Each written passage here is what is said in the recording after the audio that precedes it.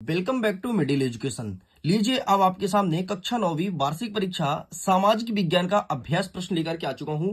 And फटाफट इस प्रश्न पत्र को हमें क्विक रिवीजन करना है। जी हां, आपने सही सुना, इसे हम रिवीजन करेंगे, मतलब एक रिवीजन वीडियो के तौर पर देखेंगे। आपको पता है ना, गणित का मैं जो प्रोवाइड कराया था वही देखने को मिला था। एंड इवन मैथ के स्टूडेंट्स बहुत हैप्पी भी थे कि सर आपने एक कठिन सब्जेक्ट को बहुत इजी बना दिया एंड एग्जाम में हमारे बहुत अच्छे नंबर आएंगे।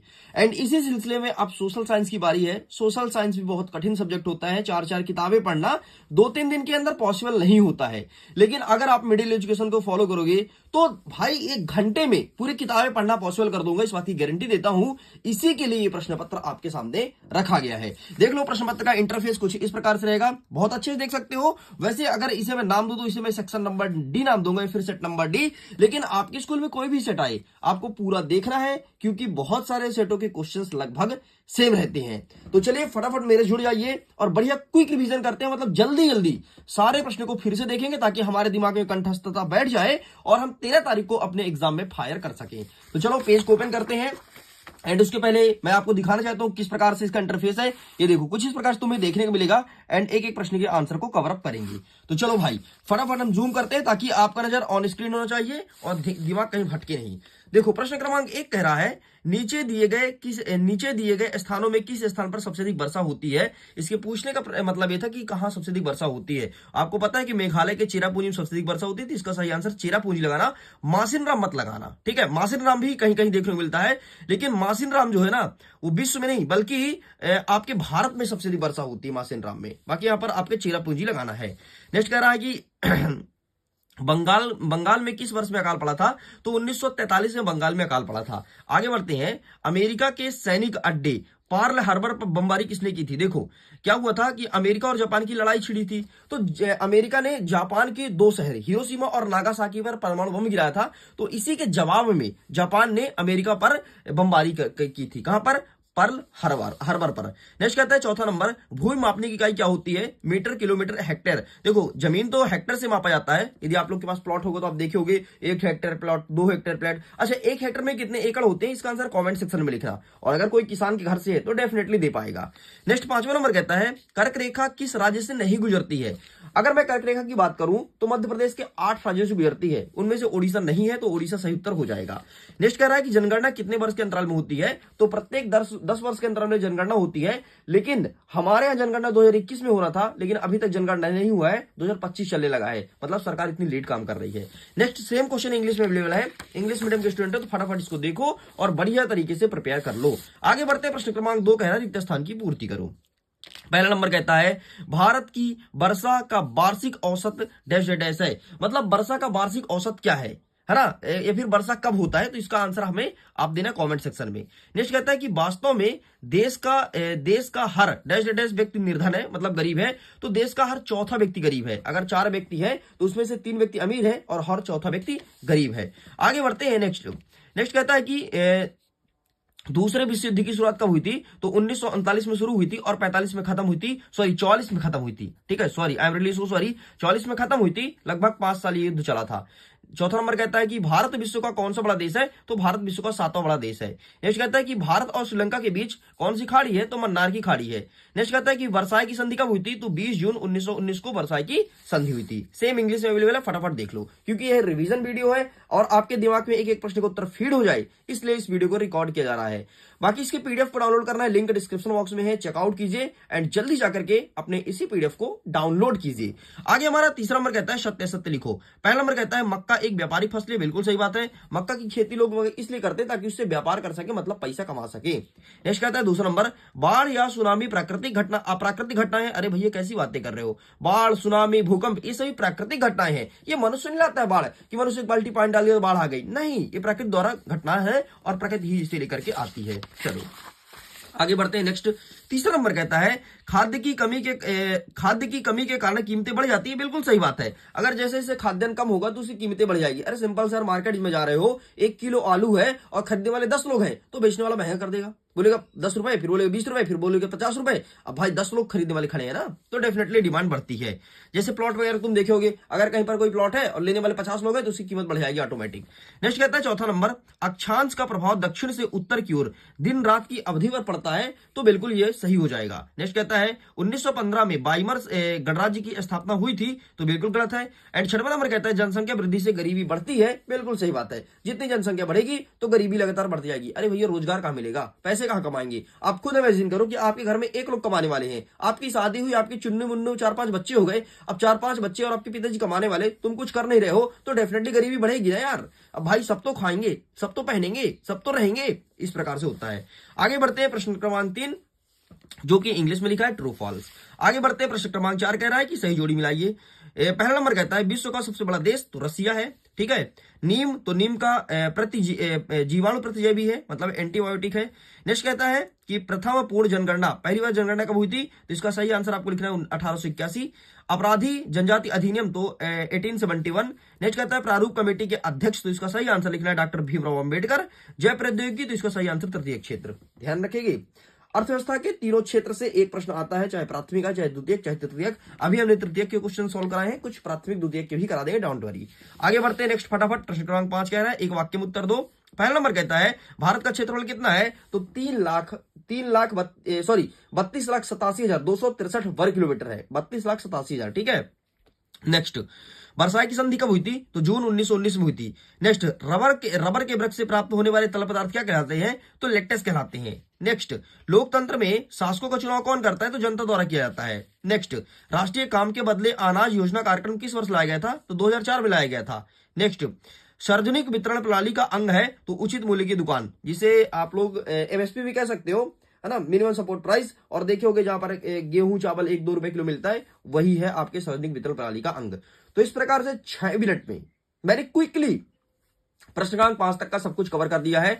आगे देखेंगे प्रश्न उत्तर और फटाफट इसको भी कवर अप करेंगे, ताकि आप इसका बहुत अच्छे से रिवीजन कर सको। छठवां नंबर कहता है कि भारत के तीनों ओर विस्तृत जलराशि का नाम बताओ। तो सिंपल से इसका आंसर आपको क्या लिखना है, देखो तीनों ओर कौन कौन सी जलराशि फैली हुई है, यहाँ पर आंसर लिखा गया है।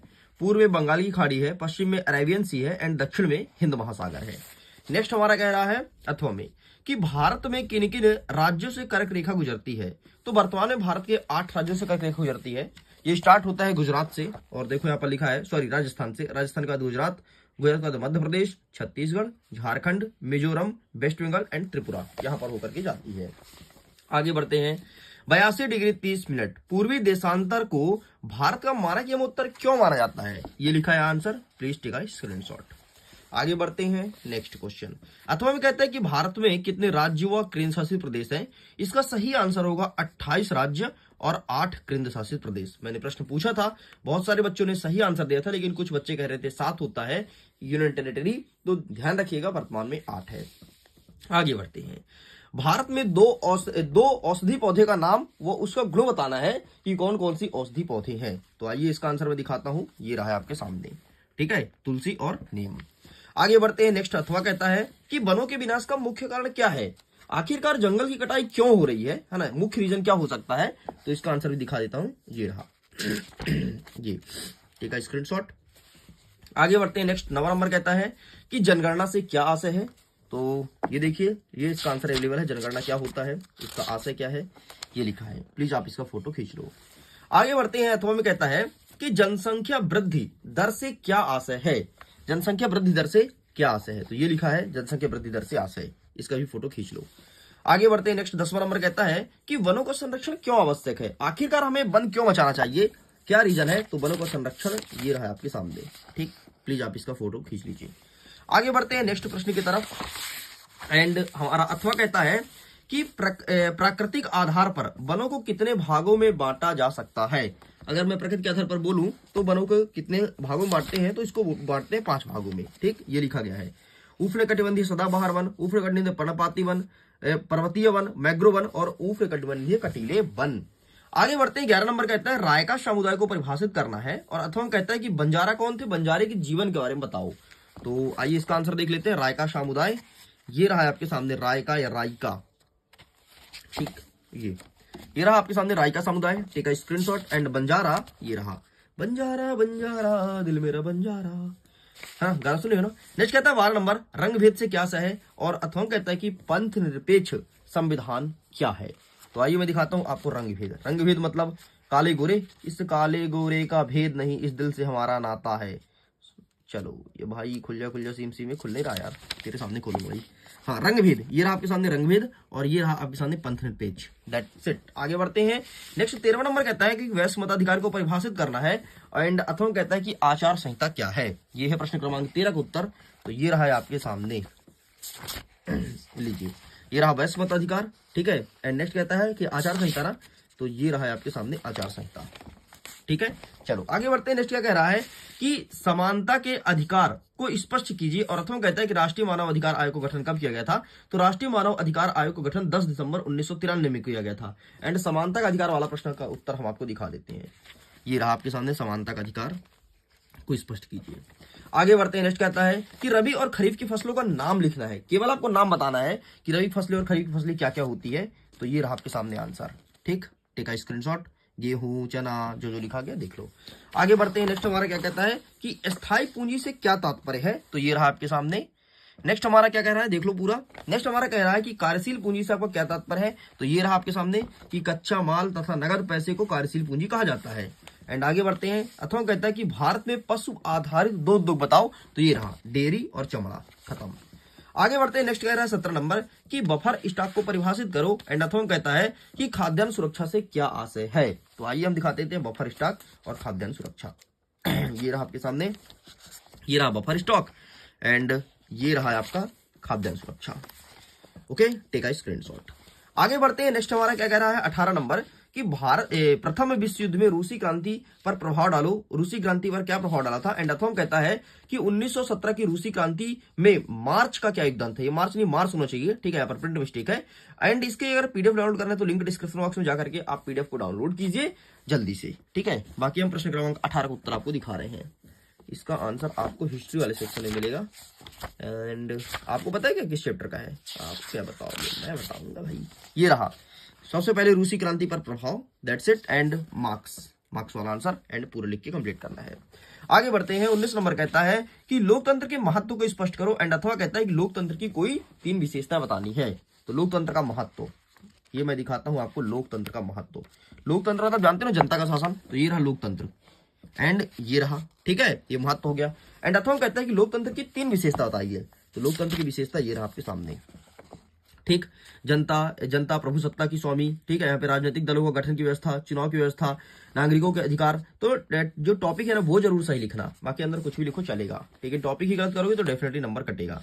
20वां नंबर कहता है कि निर्धन उन्मूलता में सरकारी प्रयास कौन कौन सी हैं। मतलब गरीबी को दूर करने के लिए सरकार ऐसा क्या क्या कर रही है, ठीक है। रणनीति सरकार क्या बना रही है उस पर चर्चा करना है। तो उसका आंसर ये रहा आपके सामने, ये रहा, ठीक है। ये 2023 में भी पूछा गया था, बहुत इंपॉर्टेंट क्वेश्चन है, अच्छे से कर ही लेना। चलो आगे बढ़ते हैं। नेक्स्ट पेज पे पलटते हैं।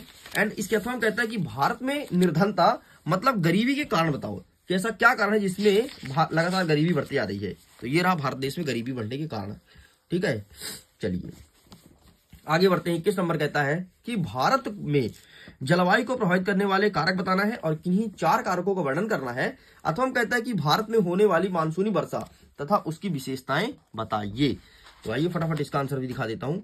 एंड ये रहा, ठीक है, सबसे पहले ऊपर वाला, एंड मानसूनी वर्षा ये रहा आपके सामने। आगे बढ़ते हैं। नेक्स्ट हमारा क्या कह रहा है। नेक्स्ट हमारा प्रश्न क्रमांक 22 कह रहा है कि सर्वोच्च न्यायालय की शक्तियों को वर्णन करो। और अथवा कहता है कि हमें सांसद क्यों चाहिए, इस कथन को स्पष्ट कीजिए। तो सर्वोच्च न्यायालय की शक्तियों को वर्णन फटाफट कर देते हैं। 45 ये रहा सर्वोच्च न्यायालय की शक्तियों का वर्णन, ठीक है। तो प्लीज टेक अ स्क्रीनशॉट, फटाफट आप इसका फोटो खींच लो। क्विक रिवीजन वाला वीडियो है और रिवाइज अच्छे से कर लेना। नेक्स्ट कहता है कि हमें सांसद क्यों चाहिए, हमें सांसद क्यों चाहिए। तो ये रहा आपके सामने आंसर, ठीक। ये प्रश्न पूछा गया है, देख लो। तीन प्रकार के प्रश्न ऐसे बन रहे हैं, ठीक है। कुछ भी आ सकते हैं भाई अलग अलग सेटों में। एंड ये रहा। आगे बढ़ते हैं। नेक्स्ट आपसे बोल रहा है कि मानचित्र को भरिए। इसके लिए हम एक सेपरेट वीडियो लाएंगे जिसमें सारे मानचित्र को कवर करेंगे जितने सेट में अपलोड करूंगा। ये भी एक सेट है, थोड़ी देर बाद दूसरा सेट आएगा, तीसरा सेट आएगा, एंड फिर सारे मानचित्र को कवर कर लेंगे। एंड फिर आएगा आपका booster dose. Thanks for watching. खुश रहिए, पढ़ते रहिए, मुस्कुराते रहिए। Bye bye.